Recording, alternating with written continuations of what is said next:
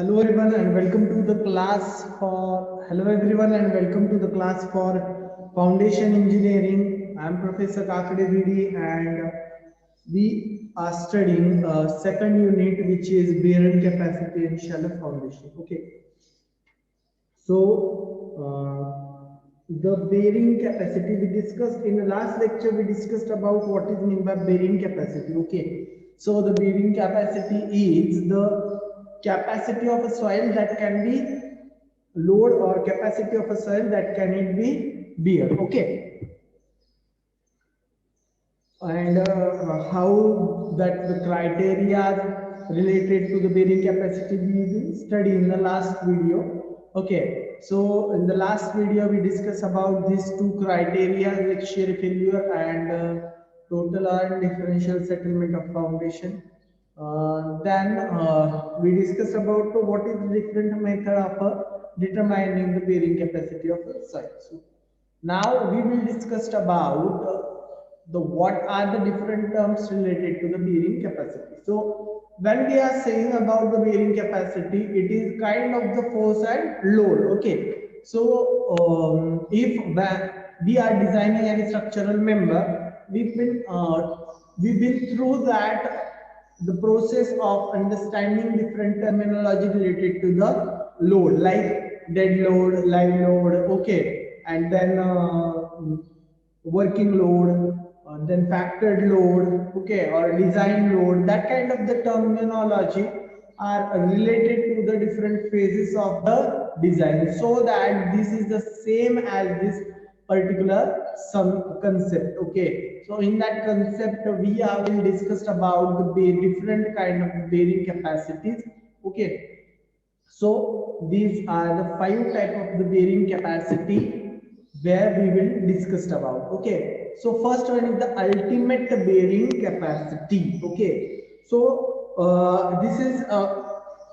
this particular term is explained by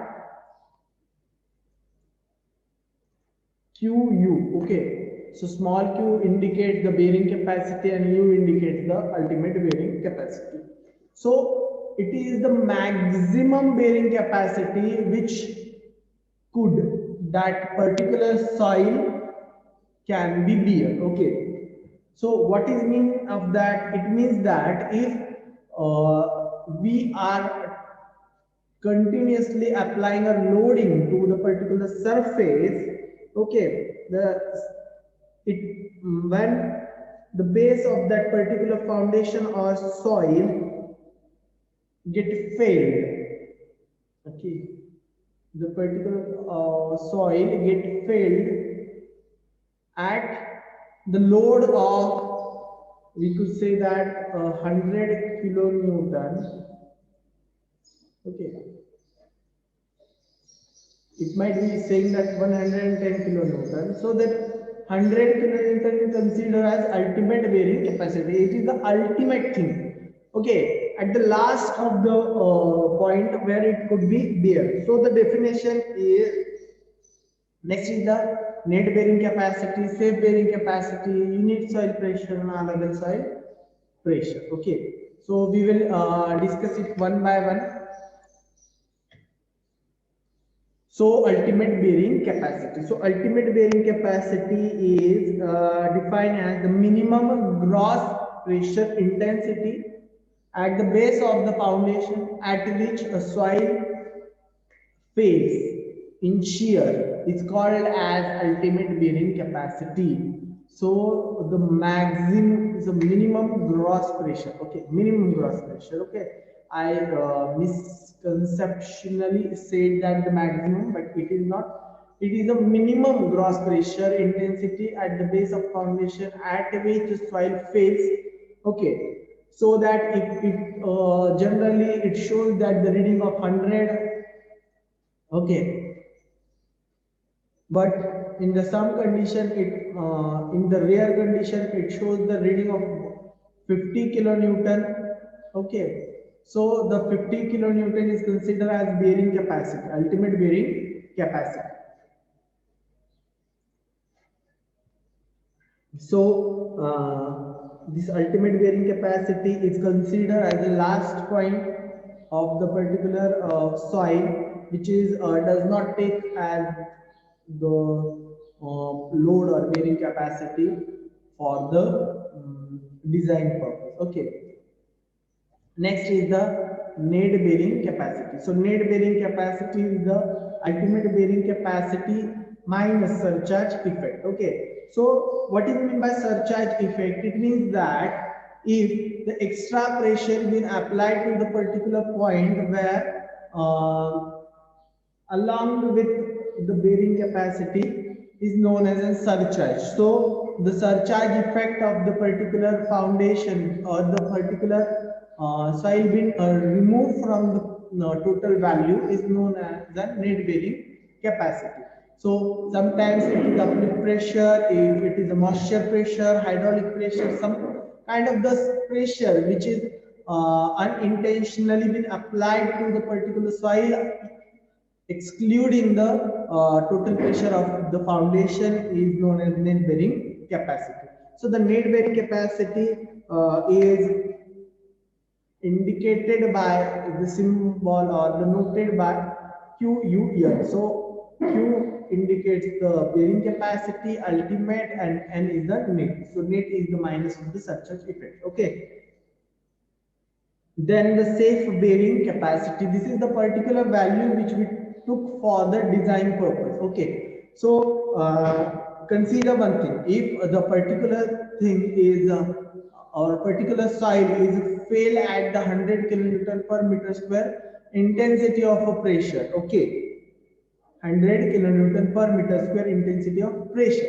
So in such situation, we cannot apply or we cannot take that value as the safe bearing capacity or the we could say cannot consider that particular value for the design purpose of foundation, because the pressure might be increased due to the many effects. Okay, we will discuss about what kind of the things are affecting on the bearing capacity, so that for the safer side, for most safer side, we just apply the factor of safety to the net bearing capacity to reduce the safe bearing capacity and increase the size of that foundation, area of that foundation, so that the total structure being get stability and safety.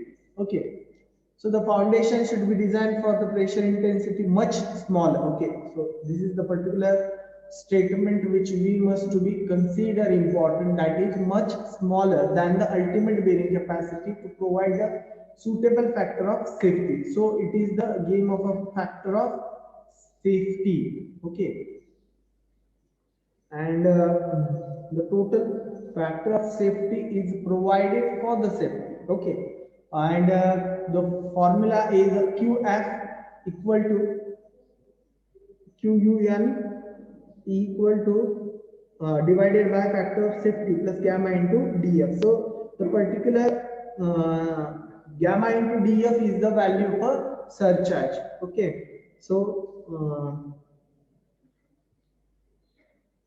we are removing that particular value or adding that particular value because of the erosion purpose.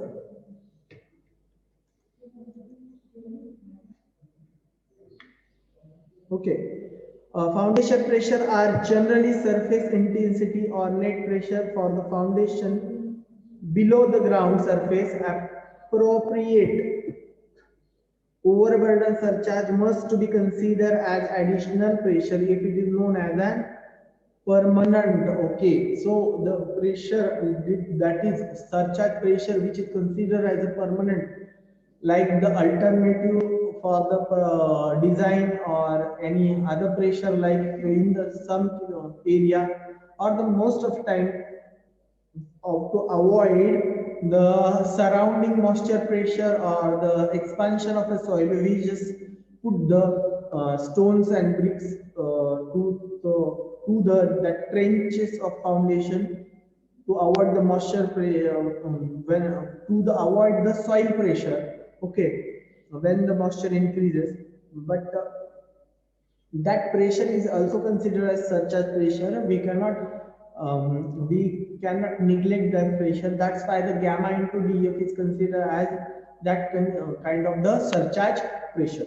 So next points are unit soil pressure and allowable soil pressure. So unit soil pressure is the applied pressure that produces average unit settlement of the foundation, known as tolerable settlement, as specified by code of practice. So in the last video, we discussed about the two criteria where a foundation could be fake, and on the basis of that, we have to design that foundation. So the second criteria is the total pressure and total settlement and total settlement and the uneven settlement. So that total settlement is restricted to the some point, or we could say that to the some depth. That depth is considered as unit soil pressure at particular point. And then allowable soil pressure is it is the maximum net intensity of loading that can be imposed on the soil, that no possibility of a shear failure or the possibility of excessive settlement. So sometimes it is very hard to find out the safe bearing capacity, or it is not need to be find out the safe bearing capacity, because the project are not that much of an importance, or it does not contain that much of a budget, so that we are considering a random, we cannot say that random value, it is a standard value which is took from the load settlement curve, and that value is considered as allowable pressure for the soil. So these were the particular terms related to the bearing capacity of soil. Okay. Our next point is a factor influencing the bearing capacity. So the bearing capacity is not throughoutly same, because many factors beneath the ground are affecting that particular bearing capacity of the soil or ground. So these are the factors like type of soil, unit weight of soil such as load, depth of foundation, mode of failure, size of footing, shape of footing, and many more factors like inclination of a base, inclination of a ground, inclination of a load. Okay, so how these factors affect on the bearing capacity, like type of soil. If there is a black cotton soil and in this optimum moisture content, it gives the maximum amount of maximum amount of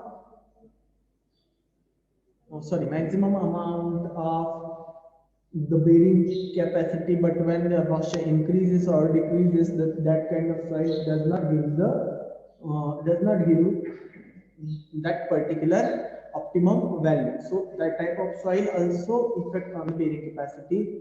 Unit weight of soil. If the unit weight of soil is high, in such situation, its density also high. So obviously, its bearing capacity might be in high. Okay, so surcharge load. If there is a surcharge load, or due to the many things like moisture content and